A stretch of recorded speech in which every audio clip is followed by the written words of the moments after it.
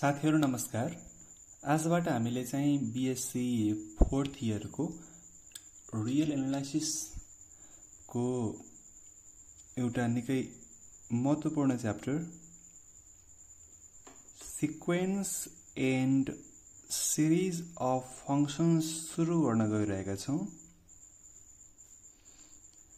हामीले चाहिँ 3rd year मा sequence and series of real numbers पढेको हो र यहाँ चाहिँ रियल नम्बर्स नभएर हामीले फंक्शन्स को बारेमा पढ्ने छौं है।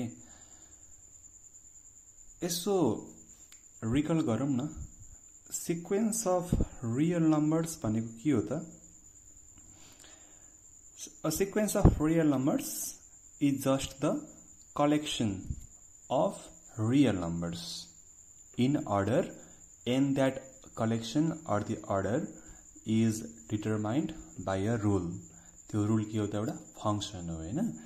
सिम्पली यो सिक्वेन्स अफ रियल नम्बर्स भनेको चाहिँ मैले रिकल गर्न चाहेको मात्रै हो, ताकि यसलाई मैले चाहिँ एनालजी बनाउन सकूं अथवा म्याच गर्न सकूं अथवा कम्पेयर गर्न सकूं सिक्वेन्स अफ फंक्शन्स सँग। Sequence of real numbers is just a collection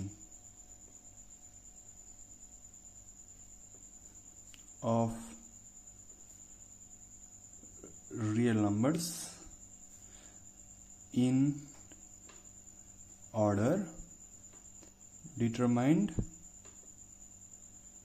by a specific rule.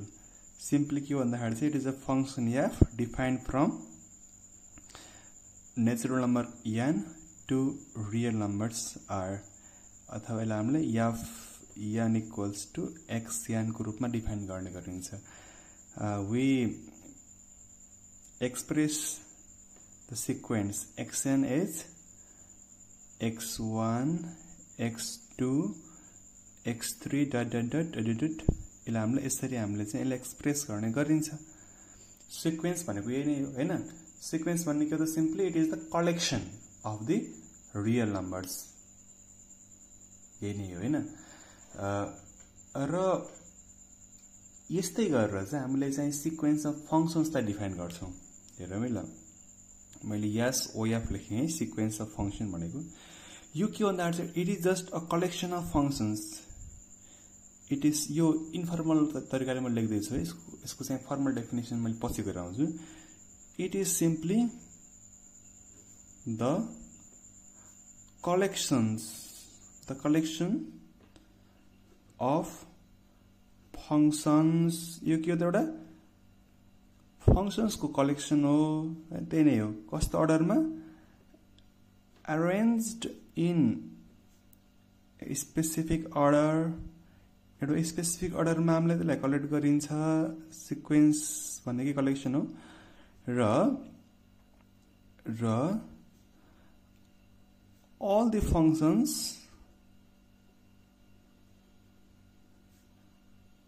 are defined over same domain। सबै चाहिँ केमा डिफाइन हुन्छ नि त? सेम डोमेनमा हुन्छ नि। ल यस भनौं न, जुन चाहिँ सबसेट अफ आर हुन्छ। यही नै हो।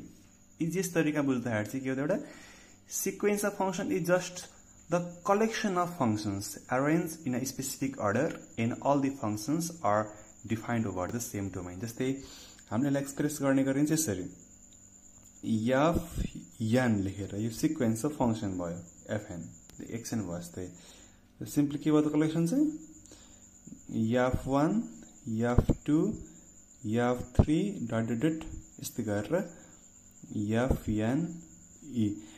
यो सबै जुन छ नि कलेक्सन, यही नै के हो त? सिक्वेन्स अफ फंक्शन्स हो है। एउटा मेन कुरा के भन्दाखेरि चाहिँ बुझ्नुपर्ने कुरा, यो जुन f1 f2 f3 सबै छन्, यिनको चाहिँ जुन डोमेन हुन्छ त्यो सेम हुन्छ। यस्तो होइन कि f1 चाहिँ यदि यस डोमेनमा डिफाइन छ भने f2 चाहिँ अर्को डोमेनमा डिफाइन छ, त्यस्तो होइन। सबै सेम डोमेनमा डिफाइन भएको हुन्छ। र हामीले चाहिँ यसलाई जसरी हामीले सिक्वेन्स अफ रियल नम्बर्समा चाहिँ हामीले यिनलाई पोइन्टको रूपमा भिजुअलाइज गर्थ्यौं, यिनलाई हामीले चाहिँ फंक्शन्सको रूपमै भिजुअलाइज गर्नुपर्छ है।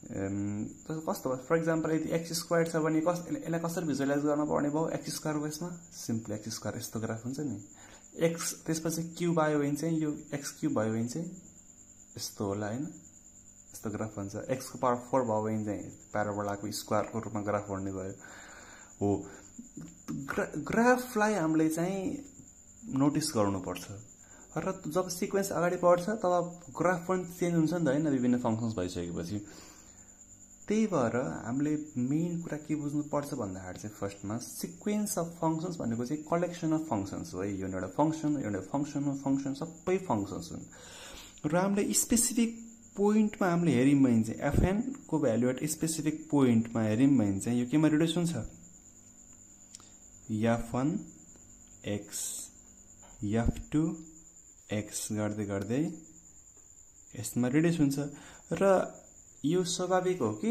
कुनै एउटा फंक्शन छ भने चाहिँ फंक्शनको एउटा स्पेसिफिक पोइन्टमा त एउटा स्पेसिफिक भ्यालु हुन्छ हैन यस्तो होइन कि x = 1 मा चाहिँ x स्क्वायरले चाहिँ 1 र -1 दिन्छ त्यस्तो हुँदैन एउटा स्पेसिफिक भ्यालु आउँछ नि त्यस्तै गरेर प्रत्येक जुन फंक्शन्सहरु छन् स्पेसिफिक पोइन्टमा तिनीहरुले एउटा भ्यालु दिन्छन् अब यो भ्यालु चाहिँ कस्तो हुन सक्छ भन्दाखेरि चाहिँ एक्जाम्पल यसले दियो x1 यसले दियो x2 गर्दै गर्दै यसले xn देला हो अब हेरौँ त ल यो एक्ज्याक्टली के भयो यो त सिक्वेन्स अफ रियल नम्बर्स हो किन यो त नम्बर आयो नि त एउटा हैन यहाँ यिनी पो फंक्शन्स हुन् है इन त सिम्पली इनको ग्राफ भिजुअलाइज गर्ने हो भने यिनी फंक्शनको एउटा स्पेसिफिक पोइन्ट x मा जुन भ्यालु आउँछ नि त्यो भनेको के हुन्छ त एउटा सिक्वेन्स बन्छ प्रत्येक फंक्शनको भ्यालुजको र यो सिक्वेन्स जुन बन्छ इनको फंक्शनल भ्यालुजको हो यो फेरि के हो त भन्दा सिक्वेन्स अफ रियल नम्बर्स हो भनेपछि हामीले के कुरा दिमागमा राख्न पर्यो भन्दाखेरि चाहिँ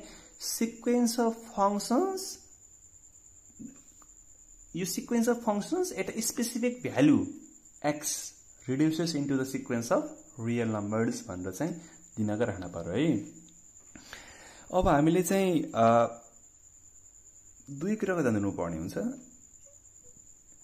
हेरौँ है जब यो फंक्शनको भ्यालु छ नि भ्यालु हामीले चाहिँ अब पुट गर्छ एउटा स्पेसिफिक पोइन्ट x मा भ्यालु आइसकेपछि चाहिँ हामीले यो जुन सिक्वेन्स भन्छ यो सिक्वेन्स हेर्छौं यो सिक्वेन्स हामीले हेर्दाखेरि चाहिँ यो कन्भर्ज गर्छ कि गर्दैन हैन यदि यो सिक्वेन्स कन्भर्ज गर्छ भने चाहिँ जुन x मा भ्यालु राखिसकेपछि जुन टर्म्सहरु हुन्छन् इनको सिक्वेन्स कन्भर्ज गर्छ भने चाहिँ हामीले भन्ने गरिन्छ कि यो सिक्वेन्स के छ सिक्वेन्स अफ फंक्शन्स कन्भर्जेन्ट छ है के छ कन्भर्जेन्ट छ फर्स्टमा चाहिँ कन्भर्जेन्ट हुनको लागि चाहिँ अथवा कुनै पनि फंक्शन चाहिँ कन्भर्ज गर्नको लागि के हुनु पर्छ एउटा नेसेसरी क्राइटेरिया के भन्दाखेरि चाहिँ यो फंक्शनमा हामीले जब एउटा भ्यालु राखिन्छ नि स्पेसिफिक भ्यालु x राखिन्छ नि त्यो राख्दाखेरि चाहिँ यदि यो बन्ने सिक्वेन्स कन्भर्ट गर्छ भने बल्ल के हुन्छ त फंक्शन चाहिँ यिनी फंक्शन्सहरु चाहिँ कन्भर्ज गर्छन् अब फंक्शन्स कन्भर्ज गर्नुपर्ने के भन्दाखेरि जस्तै सिम्पली हाम्रो चाहिँ यो 1/n भन्ने जुन एउटा हाम्रो चाहिँ